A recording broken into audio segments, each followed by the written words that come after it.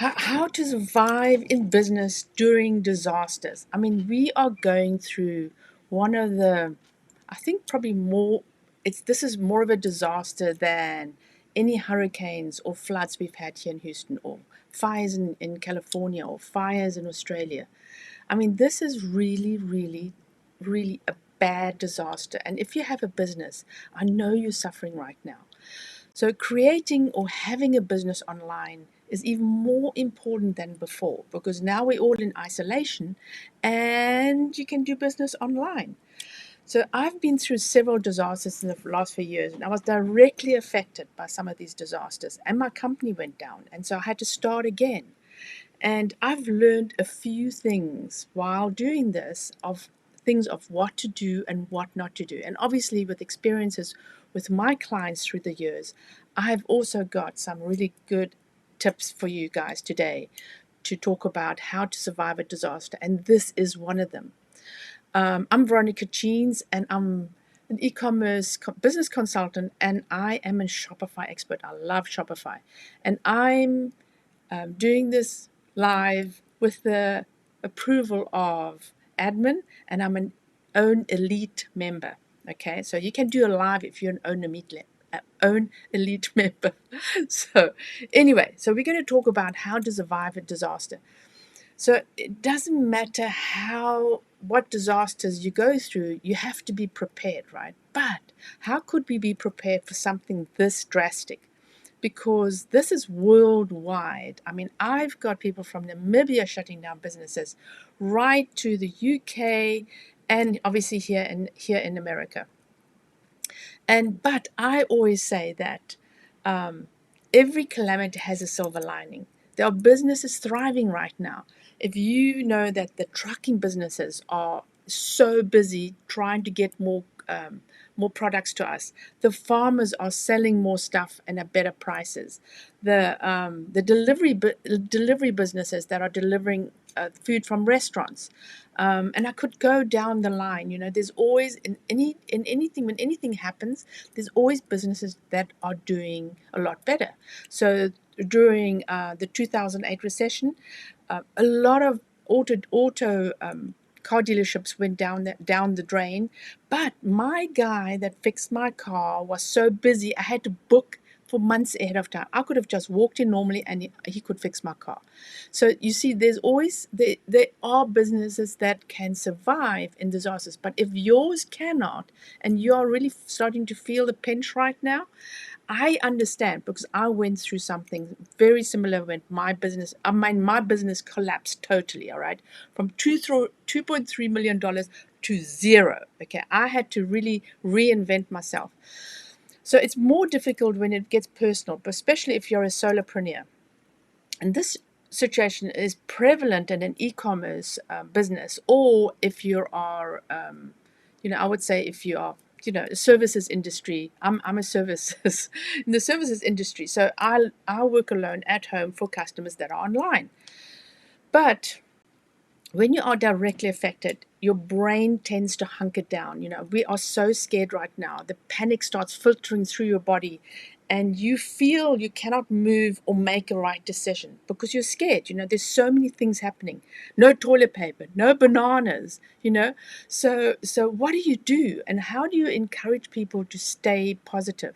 Sticking your head in the sand or under a blanket is not an option. It's not going to work.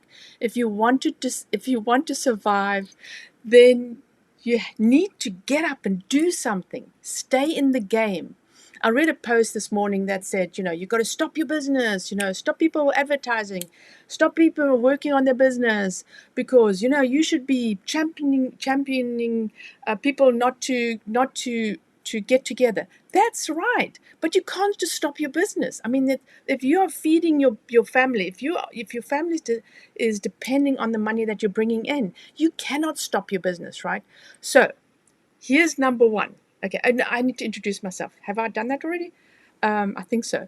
But anyway, so here's number one. You got to keep on. You cannot stop.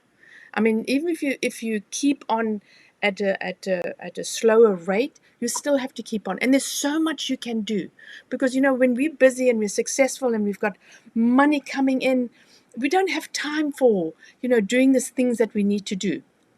So the first thing small businesses do is they stop marketing, which is such a stupid thing to do. And I hate to say this, it is totally stupid. You have to continue marketing. You have to stay in front of your customers, because believe me, they're going to forget about you, because that person, that guy, that woman that's going to stay in front of them all the time is going to do more business eventually than what you are. So there are different ways to stay in front of your customer. So why anyway, so the way to stay in front of your customers is you connect with your existing customers by maybe sending them an email saying, how are you doing? Do you need help? Just let me know if I can help you, or whatever. But send them an email commiserating, saying that, asking if they're staying safe, and obviously offering support, because it's amazing if you ask somebody for support, what they might come back with, need some help. That customer is going to be a friend for life.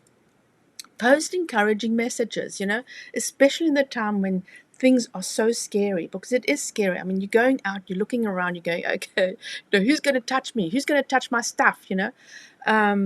Connect with local businesses and see if you can get together virtually to encourage each other, and to maybe get ideas on how you can survive the businesses together.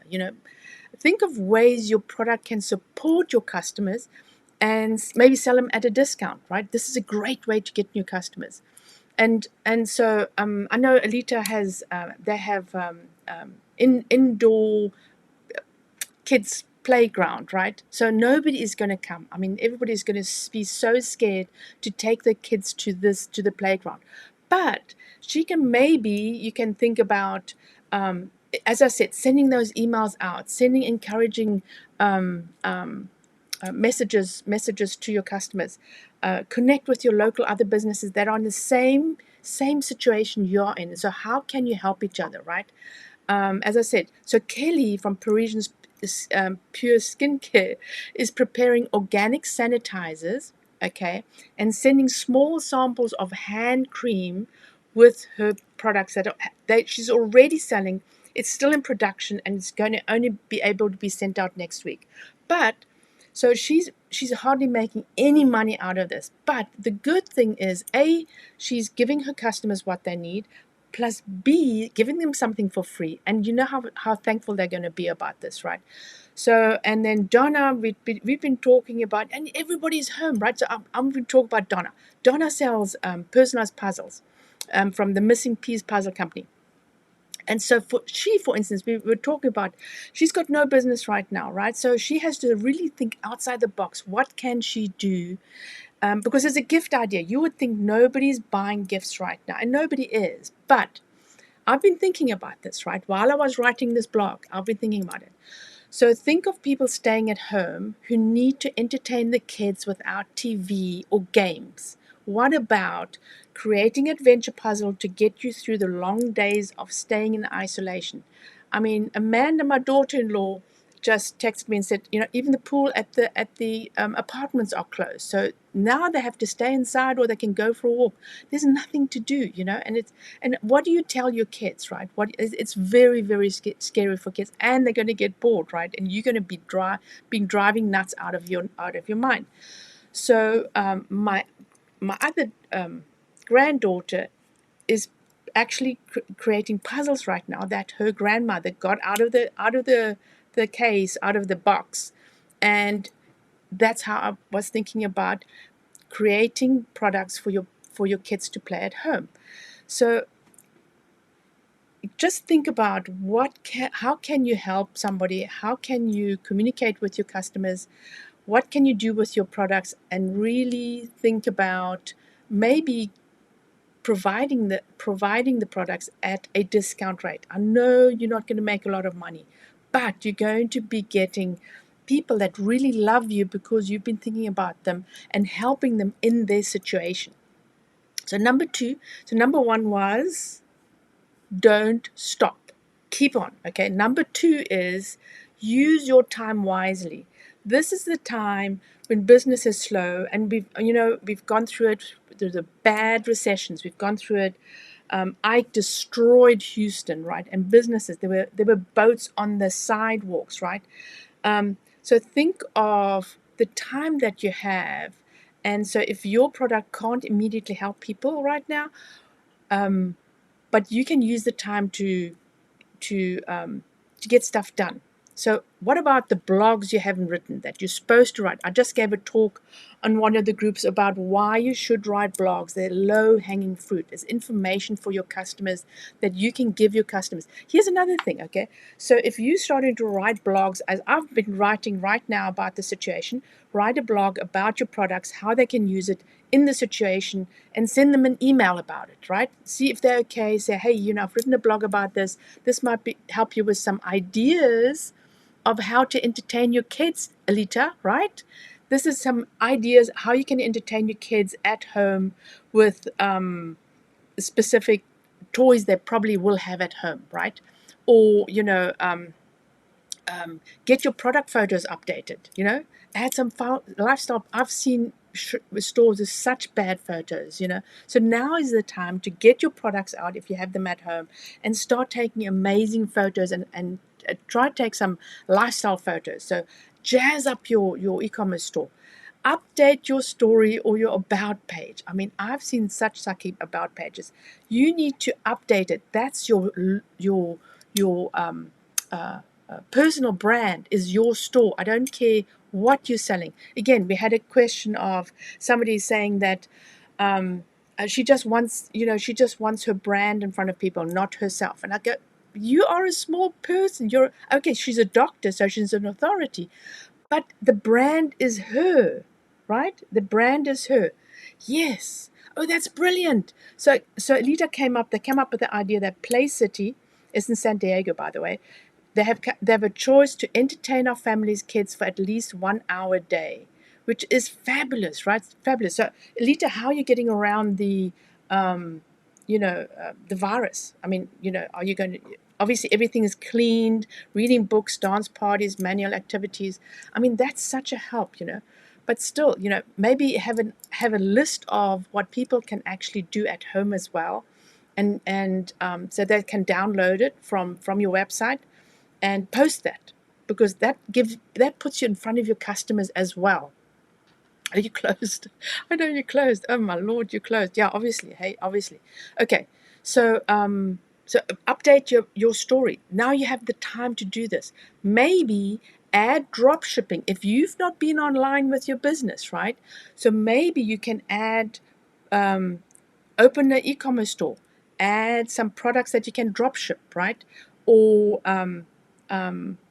I know, right? So if you have, and so say for instance the Play City, you have you can sell the toys, right? Online. I mean, you know where to source it from. This could actually be a really good way to supplement your business. We have a retail store with kids' boutique clothes, and she has not had time to actually get her online store going because, I mean, she is just so busy. It's the Itsy Bitsy store, the Itsy Bitsy boutique, right? And now is the time for her to get her online store going, because now she can actually ship stuff out, but she has the time to ship, and she can get that process beautifully done right now because she has the time to set it all out, to get out the products, to create a fabulous process. So when everything gets back to normal, she knows that her online business can supplement her retail business and probably make the same amount of money. I've seen it happen, guys. I've seen it happen. So so maybe take time to do some research on your competition and see what they're doing and do it better, right? Because again, we don't have time when we are making money. We're so busy promoting our companies under normal circumstances. Create some interesting social media posts for the next few months. So prepare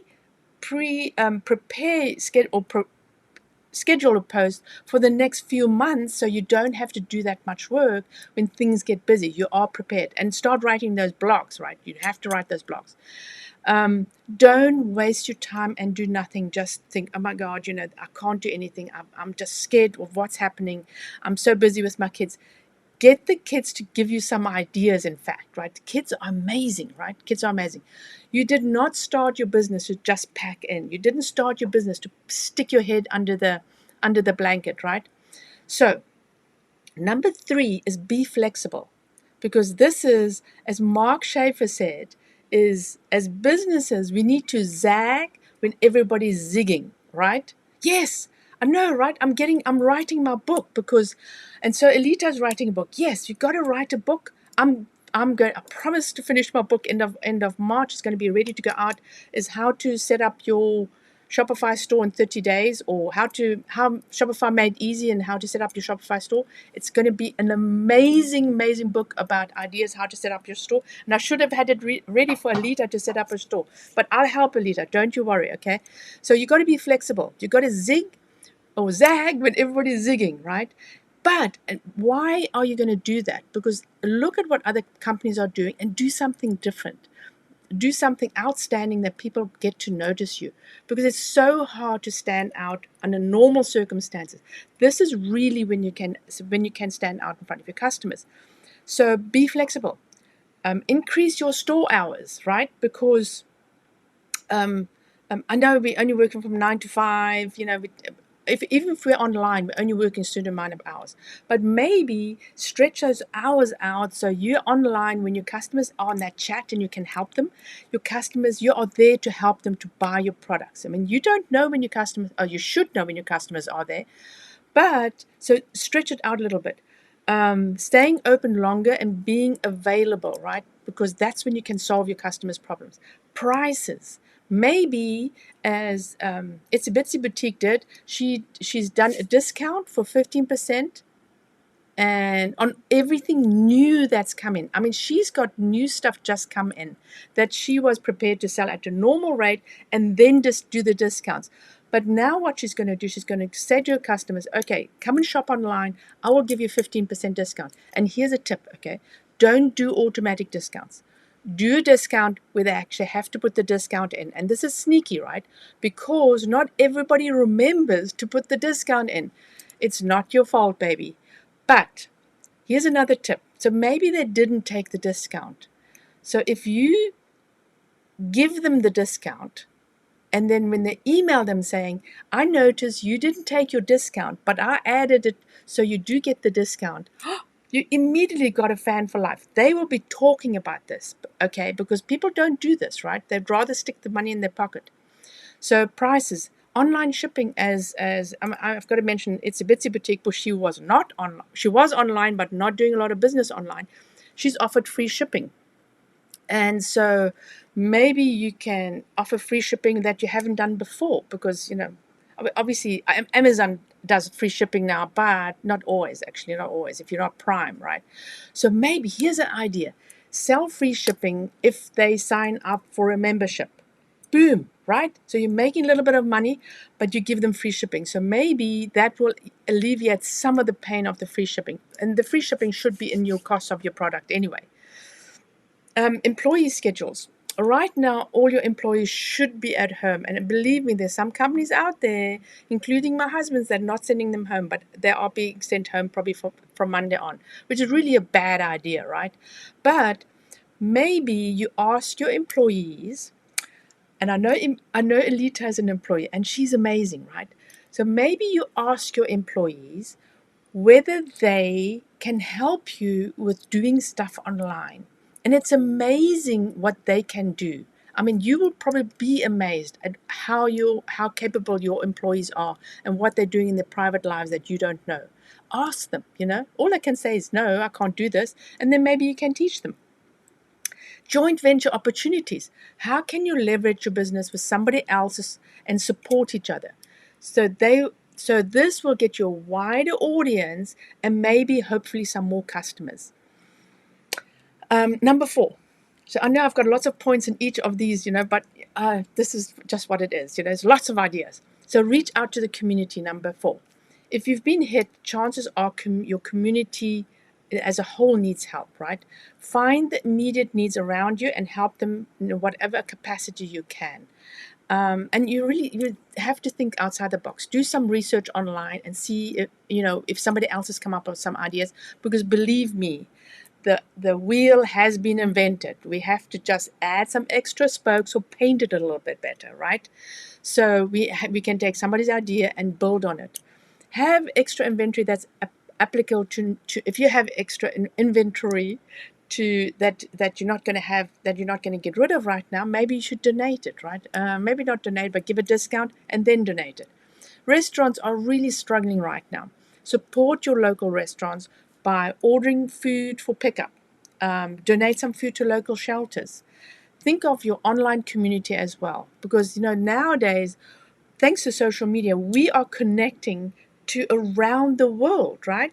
I'm in connection with Namibia and Australia, New Zealand and UK and Europe and even California. So, but here's the thing: is we are all connected in the same world, and everywhere is bad right now. So, be a part of your international community and see where you can help. Because some people are hit harder than others. Because, for instance, our Australian friends went through that really, really bad fire. And now the coronavirus is like boom, boom, two double hits at the same time. So business is really, really bad. So think of ways to support them that maybe you can help them have more business. You just don't know, right? Stay present and flexible, and the community will take notice, right? The community will take notice. That was number 4. And number 5 is, I'm going to put this number 5, stay positive. So here's the thing: it's so easy when things go bad that everybody starts really hunkering down and being miserable, and it's really hard to get up in the morning. But if you stay positive, if you have a really, really positive lookout, and you've got to force yourself to do it, right? You'll be amazed at people around you reacting to your positiveness. And I have a good example right now. It's got nothing to do with the coronavirus, right? But it has to do with a really bad situation in my husband's job. And that's a long story. But he's retiring, he's really, it's a huge mindset he has to get over with. So what I'm doing every single night, I sit and chat to him, and I'm positive. It doesn't care what's happening. We are going to slay this dragon, and we'll be successful, and we will have lots of customers, and he's going to help me. And that little girl, that Jessica, that little girl in the mirror. That's what you got to think about. You got to be so positive right now, so people will be attracted to it. People will actually, you will make people's lives happier if you're positive. And if you have ease, they're going to be amazing. So stay positive, and it helps you to think clearly, and it also helps you to act differently instead of giving up. And believe me, I was there. I was literally, after my company went under, I mourned. And I'm now ex-partner. I mourned for 3 months, but I had to get up and stick my head out of that blanket and do something. And I had to reinvent myself because I couldn't do the same business anymore. So that's what you have to do. So let's quickly go according points again, and I've got to look it up. Okay, keep on, right? Good British sentiment. Keep on, don't stop. Okay, use your time wisely. You have the time right now to do all those things that you never get around to doing. Be flexible. Okay, reach out to your community, because that's super, super important. And stay positive. I can't stress that enough, to stay positive. If enough of us stay positive, we will get through this together. And this is what has to happen.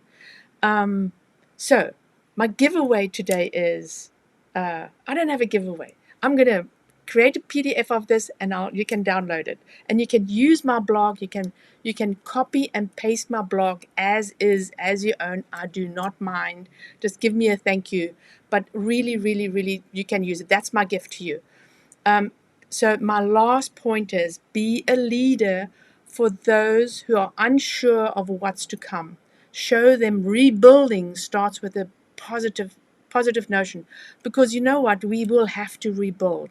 And I hope for all of us that it won't keep on too long. But even if it does, you just have to stay positive and keep on trucking, baby. Again, I'm Veronica Jeans, and I'm an e-commerce business consultant and a Shopify expert. And I am doing this as a own elite member. And Claudia, the admin, said I could do it. Okay, thank you very, very much for listening. And if you're listening later on, I will post the my blog, and I'll post a link to my blog. You can grab the whole blog and post it in your own blog. It'll get you going and post it out there so people will stay positive. Okay, and I think I've added quite a few, quite a few extra points in here. So if you remember, just add those points into the blog and make them your own. Okay, thank you very much for listening, and I love you guys being on and listening to me and being encouraging. Thank you so much. Have a smashing week, and I'll see you next week again. Bye.